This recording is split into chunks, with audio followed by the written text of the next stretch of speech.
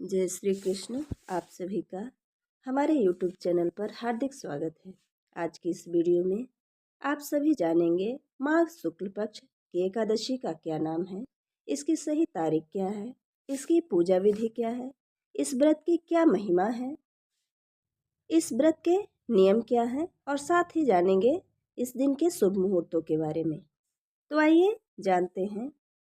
पुराणों में माघ महीने को बड़ा ही पुण्यदायी कहा गया है। इस महीने में स्नान, दान, व्रत का फल अन्य महीनों से अधिक बताया गया है। माघ महीने की शुक्ल पक्ष की एकादशी को जया एकादशी कहते हैं। यह एकादशी बहुत ही पुण्यदायी है।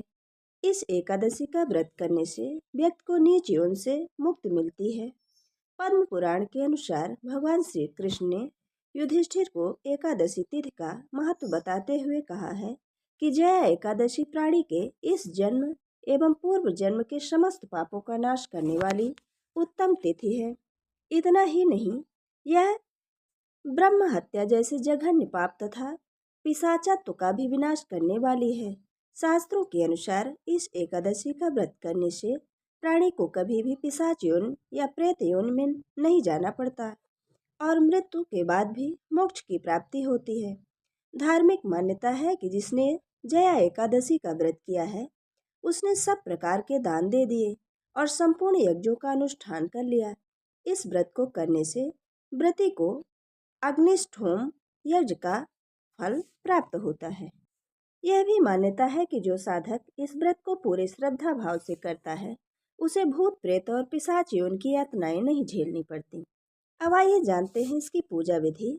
तो एकादशी के दिन व्रती को प्रातः सूर्योदय से पूर्व स्नान करके व्रत का संकल्प लेना चाहिए।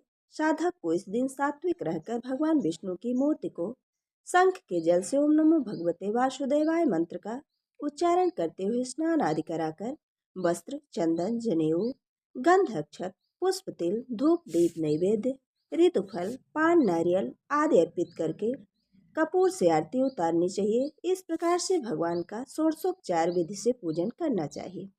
सात्विक भोजन करना और तामसी पदार्थों से दूर रहना चाहिए। एकादशी स्वयं विष्णु प्रिया है, इसलिए इस दिन जब तक पूजा पाठ करके प्राणी जगत के पालनहार श्री हरि विष्णु का सानिध्य प्राप्त कर लेता है। आइए जानते हैं इस व्रत के नियम के बारे में। तो व्रत से पूर्व यानी दसवीं तिथि के दिन तामसिक भोजन आदि का सेवन नहीं करना चाहिए।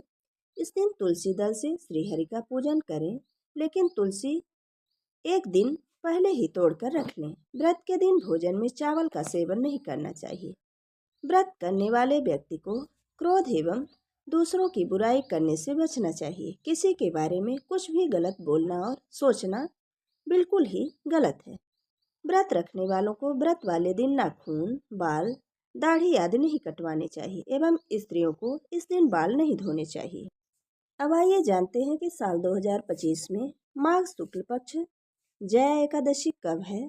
तो एकादशी तिथि का प्रारंभ हो रहा है 7 फरवरी शुक्रवार रात 9:27 से और एकादशी तिथि का समापन हो रहा है 8 फरवरी शनिवार रात 8:15 में।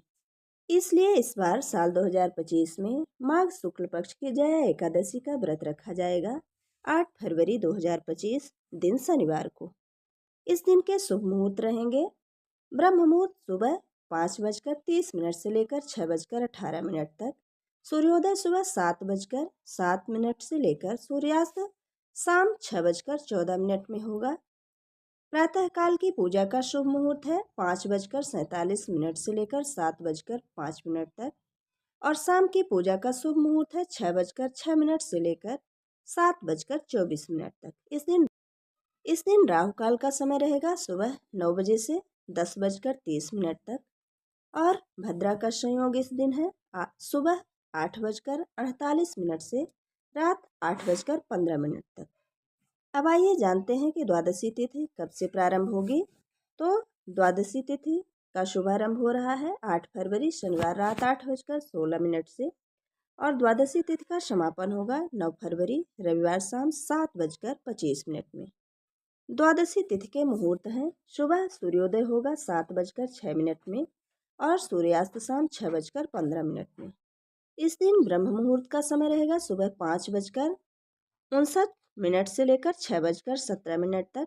प्रातः काल की पूजा का शुभ मुहूर्त इस दिन रहेगा 5:46 से 7:04 तक।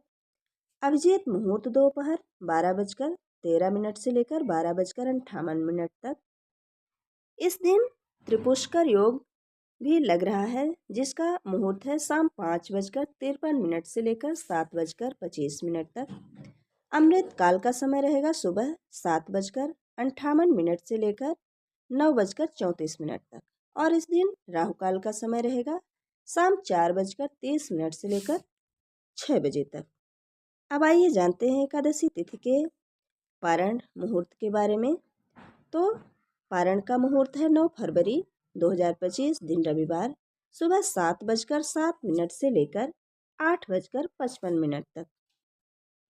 अगर आप सुबह के मुहूर्त में पारण नहीं कर सकते हैं तो दोपहर में 1 बजे से लेकर 3 बजे के बीच में भी आप पारण कर सकते हैं।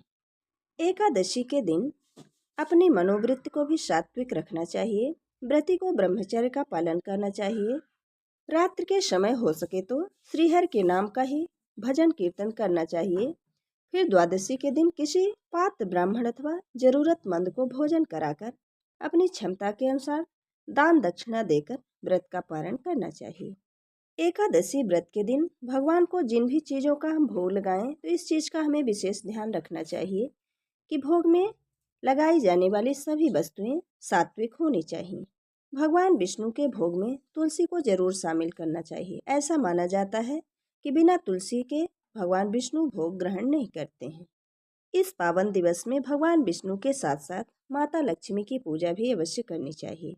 ये थी जया एकादशी के बारे में कुछ रोचक और विशेष जानकारी। अगर हमारा ये वीडियो आपको अच्छा लगे तो लाइक ज़रूर करें और अपने मित्रों के बीच में शेयर करना बिल्कुल ना भूलें। जय श्री कृष्ण। धन्यवाद।